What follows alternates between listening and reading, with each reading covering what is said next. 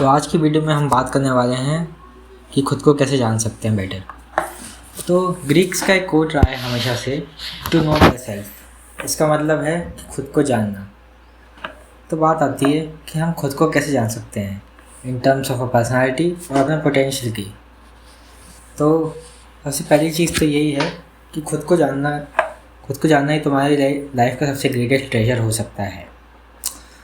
पहली स्टेप आती है खुद को जानने की तरफ कि तुम्हें एक्सेप्ट करना पड़ेगा कि तुम खुद को नहीं जानते हो, क्योंकि यही है हार्ड लोगों के लिए एक्सेप्ट करना, क्योंकि वो काफ़ी ईगोइस्टिकल रहते हैं और वो सोचते हैं कि मैं परम ज्ञानी परम शक्तिमान हूँ, मैं सब कुछ जानता हूँ, मैं खुद को जानता हूँ। बट ऐसा नहीं है, हर किसी केस में तो नहीं है स्पेशली। सो हम स्टार्ट कैसे कर सकते हैं? सबसे पहली स्टेप है खुद को ऑब्ज़र्व करना। तो खुद को ऑब्ज़र्व करने का मतलब है कि अपने आप को थर्ड पर्सन के POV से ऑब्ज़र्व करना। इसका मतलब है तुम हर एक चीज़ को अपने नोटिस करो, अपने बिहेवियर्स को, अपने एक्शंस को, अपने थॉट प्रोसेस को, हर चीज़ को देखो कि तुम किसी सिचुएशन में कैसे रिस्पॉन्ड कर रहे हो, स्ट्रेस में कैसे रिस्पॉन्ड कर रहे हो, क्या रिएक्शन निकल रहा है तुम्हारा, किस चीज़ को लेकर तुम प्रोक्रेस्टिनेट कर रहे हो, क्या चीज़ तुम्हें खुश करती है, क्या चीज़ तुम्हारे कोर वैल्यूज़ हैं, क्या चीज़ को देख के तुम्हें लगता है कि ये अनविलिंग हूँ मैं करने के, एट्सेट्रा एट्सेट्रा। और उसके हिसाब से अपने आप को ना क्वेश्चन करो, लेवल करो कि किस टाइप का इंसान ये सारे एक्शंस और रिएक्शंस करता है। इससे तुम्हें खुद के बारे में काफ़ी डेटा मिल सकता है। यह है की स्टेप। दूसरी चीज़ है खुद को चैलेंज करना। अब इसका मतलब ये है कि तुमने ना वो कोट तो सुना होगा कि तुम्हारा सबसे बड़ा कॉम्पिटिटर तुम खुद होते हो। तुम्हें पहले खुद के ऊपर जीत हासिल करनी पड़ेगी, क्योंकि यही चीज़ है जो तुम्हें खुद को ऑर्डिनरी से एक्स्ट्राऑर्डिनरी बनाने में रोक रहा है।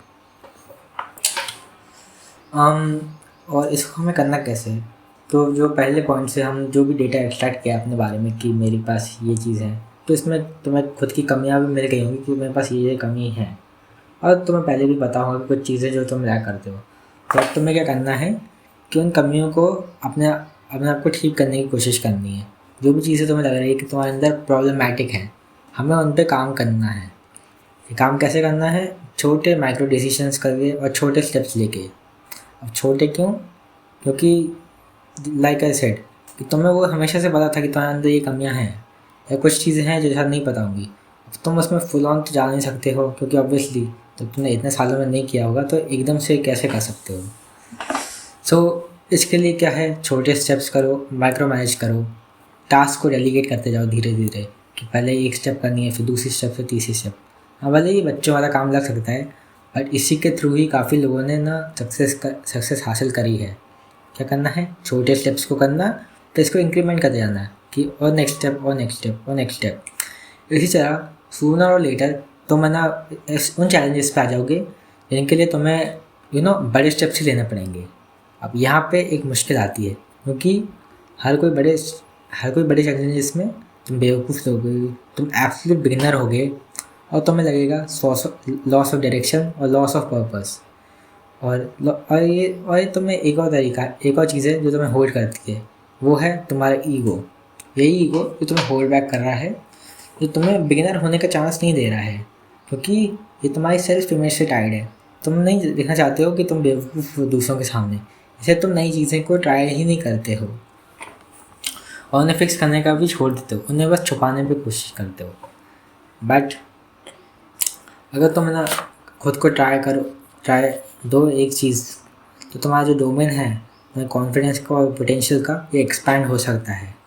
जो तुम्हारे पोटेंशियल की अपर लिमिट है, वो डायरेक्टली प्रोपोर्शनल है तुम्हारे एफर्ट के। जितना तुम एफर्ट डालोगे, उतना ही तुम्हारा पोटेंशियल बढ़ता जाएगा और बढ़ता रहेगा। हाँ, और यही है। और तुम एक एडवेंचर की तरह लो कि ये तुम्हारे को एक एडवेंचर की तुम्हें चैलेंज मिला है कि तुम खुद को बेटर कर सकते हो, क्योंकि हर एक कैरेक्टर को बेटर होने के लिए खुद पे काम करने की ज़रूरत है, भले ही वो हैरी पॉटर हो चाहे वो नारुतो हो। और वो नहीं लेता हूँ कि ये मत समझो कि ना हमेशा इन चैलेंजेस के थ्रू तुम ना आराम से पार कर लोगे बिना किसी चीज़ के दिक्कत के। इसमें एलियनेशन आएगा कि तुम्हें खुद लगेगा कि मैं कौन हूँ, मैं क्या हूँ। इसमें आइसोलेशन आएगा, तुम बहुत अकेले हो जाओगे, तुम्हें लगेगा कोई तुम्हें समझ नहीं रहा है, कोई तुम्हारे करंट सेल्फ और पास्ट सेल्फ के बीच में ना काफ़ी डिफरेंस आ गया है, और तुम्हारा आइडियल सेल्फ पे अभी तक पहुँचा नहीं है, तुम बीच में स्टक हो। तो इससे निकलने में भी टाइम लगेगा, बट इवेंचुअली तुम ऑर्डिनरी से एक्स्ट्राऑर्डिनरी बनने की राह में रहोगे। तो इसको क्विट मत करना, ये तुम्हारे लिए खुद की रिस्पॉन्सिबिलिटी रहेगी, खुद को आइडेंटिफाई करना। और अगर हाँ तुम्हें कुछ इजी वेस्ट करने हैं, थोड़ा लल्लू वल्लू लोग हो तुम, तो इन चार चीज़ें हैं जिसके बारे में तुम खुद को ना आइडेंटिफाई करने में मदद मिलेगी। तो चार चीज़ें हैं, इनके बारे में खुद को जानो। इससे तुम्हारा काम थोड़ा आसान कर दिया है मैंने। पहली चीज़ है, क्या चीज़ तुम्हें हैप्पी करती है, तुम्हें खुशी किस चीज़ से मिल रही है, उसके बारे में जानो, उसके बारे में नोट्स करो। तुम्हारे कोर वैल्यूज़ क्या हैं, उसके बारे में नोट करो। तुम स्ट्रेस में कैसे रिस्पॉन्ड करते हो ये। और चौथा, तुम्हारा आइडियल सेल्फ क्या है, इसके बारे में जानो। इसकी मदद लेके भी तुम्हें ना काफ़ी चीज़ें दिख जाएंगी जिनमें तुम ना इम्प्रूव कर सकते हो और खुद को जान सकते हो better. So that's all for the video. See you next time. Thank you.